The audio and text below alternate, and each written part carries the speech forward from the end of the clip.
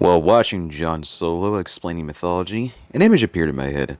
One of the player character walking down a staircase, way up high above a chasm, similar to the ones seen in the Mines of Moria in Lord of the Rings. However, at the end of this chasm, one would find a lake of lava with a gigantic baboon thrashing about wildly.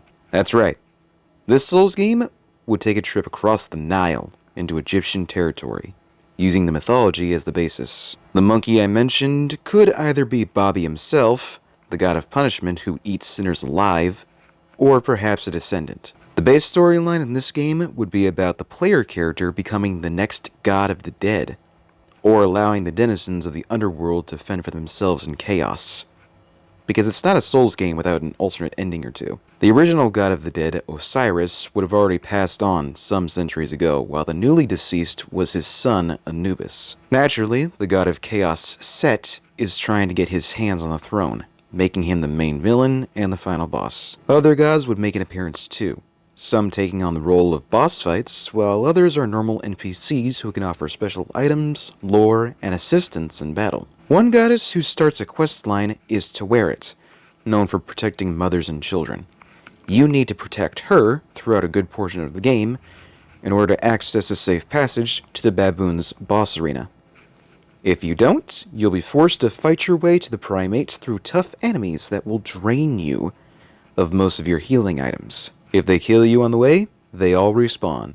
But if you defeat them all and then access the boss arena, they will not, even after resting. The main healing item is a fire heart.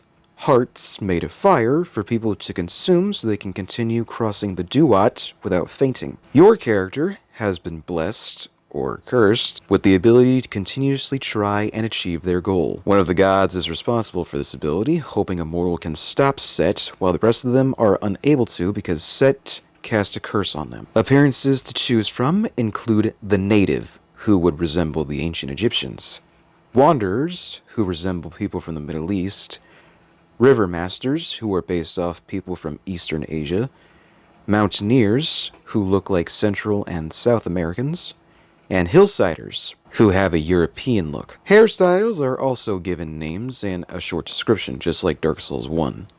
Souls make a comeback, but function differently. They can fall under a category of good, bad, or unknown souls. Good souls will simply grant you more souls like always, while bad souls take away, and unknown souls can do either. A good soul glows green, bad glows yellow, and unknowns glow silver. There is a way to find out later on, though. Keep the unknowns in your back pocket until you assist the god of wisdom, Thoth. He will gift you an item that implies the color of the unknown souls using riddles. Some will be easy, but others will force the player to think outside the box. You can't get rid of the bad souls until defeating the 5th boss, which will result in a special merchant moving to the main hub. The main hub is a shrine to Ra, inside a green pyramid. Many NPCs will move here depending on progress of the main story and side quests, but also enemies. When an enemy moves here, they will try to sneak up on you. Enemies will include human soldiers, bandits, occult members, etc., not just monsters. And fighting will utilize the feature of dual wielding. There are no shields or guns. You can use one or both weapons to deflect attacks, but there is no way to block.